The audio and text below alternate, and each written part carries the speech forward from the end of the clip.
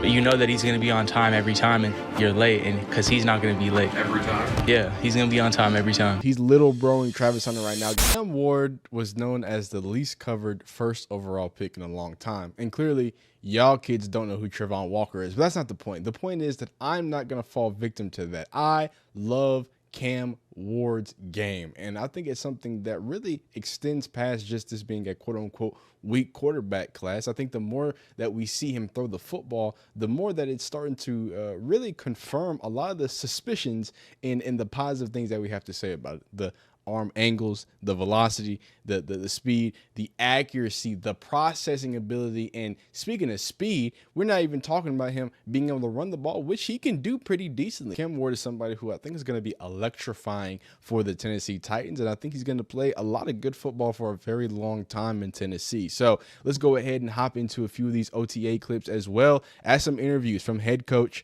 and then some other of the teammates as well, and a few highlights I do want to point out, because this video would be kind of missing if I didn't talk about the other things that I think are going to be adding to this Tennessee Titan offense, and that is a few dynamic wide receivers. We've talked about Xavier Restrepo, so we're going to check back in on him. Obviously, undrafted free agent that Cam Ward really put on for, wanted him to be on the team. And then you have Eric Ayomanor. I hope I'm pronouncing his name wrong. I don't know how to say it right. 6'1" guy who just wants to go up and climb the ladder and makes absolutely amazing catches. If you don't remember who this is, trust me, I'm gonna remind you pretty quickly when I show you these insane catches that he made in college at Stanford. But I think that Cam Ward is not just someone who's going to be out there getting it done. He's got some weapons around him too. And speaking of weapons, 3-year back-to-back 1,000-yard running back Tony Pollard. I definitely do think it's going to help a rookie quarterback in that. So let's check out this little video. I believe this is actually from the Tennessee Titans, if I'm not mistaken. This is Cam Ward talking. He's got some OTA stuff, speaking about the process. Coach is going to speak about, what Cam Ward has been bringing, and then we'll go from there, okay? For the quarterback position, where it's not a lot of people get the opportunity to do it. I'm one of the 32 people in NFL who get a chance to do it, and so I'm blessed. Whitey, what's up? Yeah, Cam has sort of confirmed everything that we thought we would get from his approach. Very focused, very determined, business-like, which is what you want to see from a young quarterback. He stepped in the huddle for the first time, and there's a confidence and kind of a, whether you want to call it an aura or whatever it is, of a guy when he steps in the huddle and knows what he's doing, he knows what he expects out of his teammates. Hey, E, come again. That's on me, that's bad ball. Love learning different things about football, playing on time more. That's something that I've been really harping on this offseason. But you know that he's going to be on time every time, and you're late, and because he's not going to be late. Every time? Yeah, he's going to be on time every time. Good catch, boy. He's just a great leader, super easy to talk to, super easy to connect with. You can step it off earlier. There's a lot of things that are getting thrown at him. Learning new people, learning new faces, learning his teammates, learning a new scheme. He's got to learn how to get in the huddle. He's got to be able to call the play. So as the substitutions are happening, right, just make sure you're outside of the huddle. Okay. And you're ready to enter it. We've been coming in and watching some film in the morning time with some of the other receivers. The chemistry is just beginning to click for all of us, and it's super fun to be out there with them. People gravitate to him because they understand how bad he wants to be a great player, and that's attractive to most people that also want to be good. Good draw step. He knows the work he puts in, and what he's capable of doing, but at the same time he knows he has to work hard and continue to improve, and I think that rubs off on everybody else. Q's on 3, 1, 2, 3, Q. All of those things, and for the veteran players too, he's going to have to make the same impression on them. I love to see that.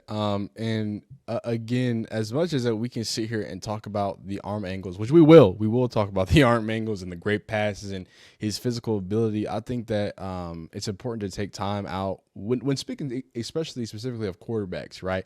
Just to speak about the leader that they are and the type of leader that they are. Cam Ward is not someone who is just he leads by example type of guy, because I think sometimes when you don't have that vocality, speakability, I don't know how to say it. I'm not smart enough. I ain't got enough vocabulary words, but I do think that Cam Ward has a really good combination of both vocal leadership as well as, hey, I'm going to come up and I'm going to just go ahead and go about this like it's a business, do it in a way that, I think a lot of people are going to have to respect, right? He's gonna command respect from veterans and eventually teach respect to the new rookies that are coming in, and really set a standard that the Tennessee Titans are going to want to have to try to maintain as they continue on and build through Cam Ward. But again, you can saw the little stuff. I think my favorite part has to be, hey, good drop step. Hey, good catch. Hey, that's on me. Like those small little itty bitty things, right? Those are those next level things. It's not just about reassurance, right? It's about knowing that, hey, I'm locked in with you. Okay. I'm a quarterback and I'm going to be there for you at every step. I can see your efforts running these routes. I can see your efforts,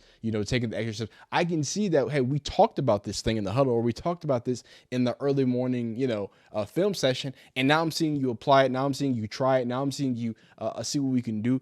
And that building and that accountability that he's starting to build through that assurance, through his leadership ability, I think is only going to take things to the next level. And kind of like I was talking about in my last Cam Ward video, and even in that video, look, Cam Ward is a dude. I don't know if y'all wanted to, there can be an argument about like, hey, maybe Shedeur Sanders shouldn't have opened himself up to be perceived in a certain way. I only say that to say Cam Ward didn't allow anybody to be perceived him in any way, right? It didn't, we can talk about whether that's confidence, because I think he shows plenty of confidence, but I think it goes to a point to show that he really was committed to doing that and committed to saying like, hey, I'm a businessman before everything, right? And not to be negative on Shedeur, but just to give Cam Ward his praise of he's the exact opposite of that, while still having some of that, that spunk, that personality, that swagger, the aura. That's what the kids are calling it, the aura stuff. He still, I think, got a lot of that. I think he still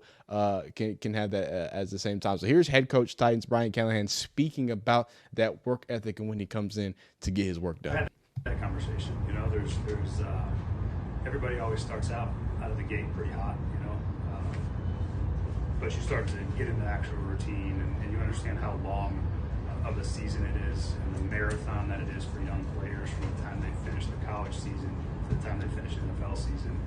I've made that point. Just again, I'm not telling him what to do. I'm just making the point that there's a lot ahead of him that he's not aware of yet when it comes to this length and the week to week grind that comes up for these guys.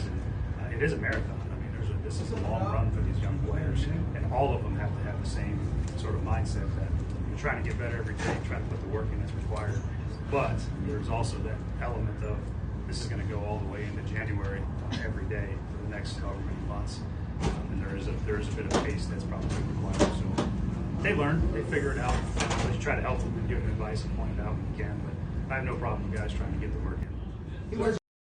No problem with him showing up very early.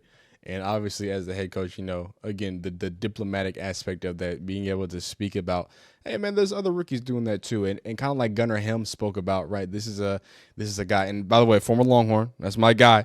Someone who I think is going to really add to the dynamicism, the dynamism. I don't know. It's going to make it more fun in the offensive room having somebody like that. Okay. So speaking about, I think the more important part of this video, not because Cam Ward is not important, but I think what I want to focus the rest of this video on is another weapon that is not as highlighted or hasn't been as highlighted, because I think Xavier Restrepo was talked about a lot. I think I even gave some time to Gunnar Helm, but someone I completely forgot that the Titans got was former Stanford standout, Mr. Eric. I don't know. Oh, Elic. I keep calling him Eric. It's Elic. It's Elic. We're going to call him E. I think that's what Cam Ward called him. We're going to call him EA. Yeah, because he's in the game. You feel me? This is what he has to say about attacking the ball, right? And again, he is known for phenomenal catches, which we're going to show you. We're going to get into, get into bag talk and speak and show you some of his crazier catches. Obviously, the showdown between Travis Hunter, I think is great teach tape from both sides. There's good stuff to see from Ayomanor. From EA, it's good stuff to see from EA, and then I think we're going to show that as well. But starting off, let's hear what he has to say about his ability to go and attack the ball, because at 6'1", he's still a guy that climbs that ladder. I have some physical traits. I'm a bigger body, and so that helps you there. But at the end of the day, a lot of times it's a mentality, and you just have to have that dog and that fight in you to try to win those battles. So that's kind of what I try to bring to the table during that. Were there any other sports you played coming up that might contribute to that, like basketball or anything like that? I grew up playing hockey, so wow. There's definitely a gritty sense to that. But I really played all sports growing up. That's great to hear, man. I love to hear that. He's really trying to get after it. Clearly understands the type of receiver that he is. Right. Again, he's only 6'1", but still big body when it comes to what he can do, how he plays the game, and how he attacks things. So let's check out. We got plenty of tape here from OTAs and different things like that. So we're going to get into that. And then after that, like I said, I'm gonna sneak in. I gotta sneak in some of the college stuff to show you what it is. So here it is. And obviously Xavier Restrepo, who, if you remember, he was looked at as, a lot of people were saying there he's right there. He was looked at as, looked at as a veteran type receiver, veteran type leader already. And he's just starting to do great things. You got so here's his name, Chamir Dyke is number 17, Elic Ayomanor at 18, Xavier Restrepo at 87. This is them at actually rookie minicamp, all getting some work in. And this phase, a lot of people said that, hey, Xavier Restrepo just looks like a guy that's head, shoulders, knees and toes above everybody. So with all of that hullabaloo, that's word of the month. I think it got lost in the fact that Elic is somebody who can also be an amazing contributor, and has shown that he can do it at the collegiate level, right? So here he is more recently. And getting the work in, and again, the feet are there. He isn't as explosive, if I could say. Probably what led to him being drafted in these later rounds is that I think the straight line speed and sometimes getting out a certain burst are great. He's no route technician from what I know, but he can run a good route now. It's not to say that he can't do it, but we talk about the NFL level. I think that's somewhere where he can be polished in, and I think he's going to continue to pick that polish up as well. But you get a guy like this because of what he can do at the catch point, right? That is the name of the game, right? He's here to dominate the catch point and really ensure that he's going to make the most of that in every opportunity. Oh, wait a minute, that's a little too much copyright music. So let's get to some bag work, and then obviously if we have time, we got some more clips from Xavier Restrepo. We got some clips from Cam Moore. We got clips from all around the world of Tennessee's OTH, just to kind of close this out. But we got to talk about Elic. And Elic, again, because I might have called him Eric a few times, versus Travis Hunter. Let's go right to it, right? I think a lot of people tried to use, and we talked about this in the Kyle Williams, the Patriots video that I did, right? I think some people try to use these as like gotcha moments for Travis Hunter instead of using these as moments of, oh, wait, this dude's a dog. He's doing it against Travis Hunter. And I think that's something that can be said. So 2023, I think this was like a late game comeback for Stanford, if I remember it correctly. 13 receptions for 294 yards. He accomplished all of this in just the second half. 30% target rate share, 98th percentile, 4.44 40 time, 84th percentile, 6'2". So some people have him at 6'1", 6'2". So I'm assuming he's one of those tweener bodies, right? A big 6'1", if I would have to, assume the worst, right?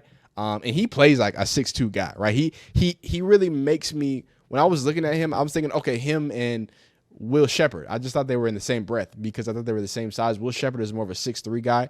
As opposed to what Elic is coming into, differently at 6'1", and some people saying 6'2". Obviously, I can't play this in full, but I can play you a few of these. And as for a guy that I said is not the most explosive, he can take something and get loose with it. I think his flexibility and what he does with his hips is really great. I think what he does when the ball's in the air is second to almost none, as you see. When the ball's in the air, adjustment, boom, okay, and I'm going to make something happen. Again, he can make something happen. I'm just saying that, he's no Tyreek Hill, right? And that's just what I'm saying. And if we could get to that crazy catch, please. Here it is. This is the one that everybody knows about, right? I mean, look at this, dog. I mean, that's a classic on top of somebody, walks backwards. I mean, he's little broing Tyreek Hill right now. He's little broing Travis Hunter right now. Got the ball pressed against the back of his noggin. He just go ahead and siphons that in. And then let's see what also he gets done here, because he's a guy, as Mr. Jeremy from PFF says, or Pope's FFH says, this play from Ayomanor still blows my mind. The fact he finds the ball, then goes up and spins around essentially while stabbing the ball with one hand and gets his feet unbound. Like he is like, the thing I like about Xavier Restrepo and Ayomanor, EA, my man EA in the game, is that they are aware receivers. I think those are their biggest traits. Even though I think they also do great things, in different ways. I think their awareness. These are players who have great instincts. And can adjust well, can be ready well. And when you're talking about a young quarterback who needs to, or wants to adjust, right? I think it helps having someone who can make a catch like this, right? If you can make a catch like that and stab the ball out the air like that and be savvy enough to help your young quarterback out like that, I don't see how else you can do it. And then on top of that, you get to some of those more tangibles where this is one of my favorite scouts on X. I'm not sure if he's just a scout, but he does a lot of film breakdowns. Nate Tice. And he says, don't see many wide receivers that block through the whistle as often as Elic does. Again, he does things that these are receivers in Xavier Restrepo and Elic. They do things that really separate themselves from other receivers, right? They're doing things that not many other receivers want to do. I'm gonna pull it up on actual Twitter too. They're doing the small things that actual receivers don't want to do. Obviously, with Xavier Restrepo, Cam Ward, like he said, the best routes in all of college football by his acclamation or accounting, right? And then you've got Ayomanor, who wants to block to the end of the play, who wants to push people out, right? Who wants to, if this thing didn't look like a potato, I think it would look better, but who wants to really continue to block through the end of plays, right? Oh, wow, here he is making linebackers frustrated. Okay, you see him peeling back. I'm not sure if you can see it, but he's over here peeling back. Why does it look so bad when I go full screen? Dang, dog. But he's getting dirty. He wants to block. He wants to do those great things. And more importantly, he wants to make himself an easy target to be able to find for his young receiver. So I don't know how you can hate on that. And again, Xavier Restrepo, just before we get out of here, he's going to be that guy that is an attention to detail type guy. So if you have someone like this, you have someone like Elic, who is clearly one of the bigger receivers, just looking at the rookie wide receivers, looking at their room as it is right now. I think that Cam Ward's going to have plenty of weapons to be able to utilize, and maximize coming into this year. And I hope it fails, you know what I'm saying? Because I'm a Texas fan. So I don't need y'all thinking that y'all can run around in the AFC South and do big things. And let's talk about it. I cut my rant at the beginning of the video because I wanted to rant again about the uniforms. I just made I don't know how long this video is gonna be, like 15 to 17 to 20-minute video.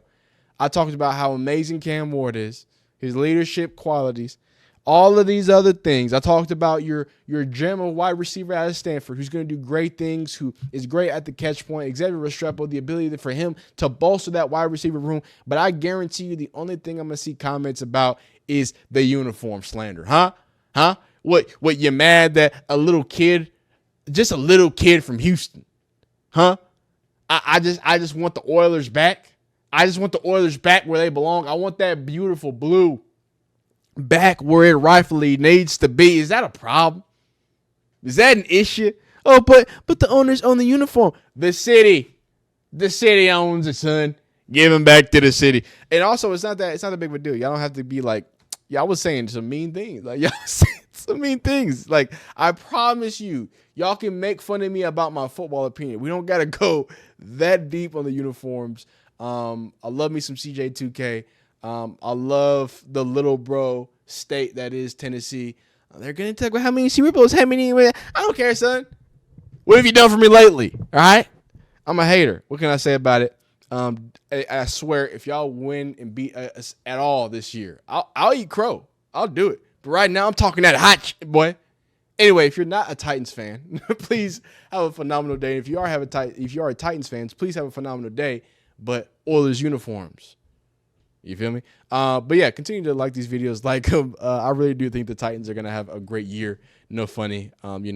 Salty Texas fan, Texans rant aside, I do think the Titans are going to do great stuff. I think the Tennessee area, the Titans are that area they want something great, right? I think Vince Young was the last great hope. You can talk about Marcus Mariota, but you talk about real, like, otherworldly expectations. You talk about Vince Young, and from what I've heard, Vince Young kind of ended on a very, very sour note as a person, not as on a football standpoint. I love Vince Young from a football standpoint, but from a it just didn't go that well. He didn't treat some of the people well. So I think there certainly can be a bad taste in your mouth from the Tennessee organization and just the people at large, the fans. So I think they deserve something good. I think they deserve something awesome, but not at the expense of my Texans, and I mean that. But y'all be great. Y'all be phenomenal. Like the video if you like it. Dislike if you don't like it. Subscribe if you enjoy football content of all shapes, sizes, and orientations. You be absolutely phenomenal. Continue to be great. I know you're going to be great, but I had to tell you you're going to be great because that's how great you is. All right?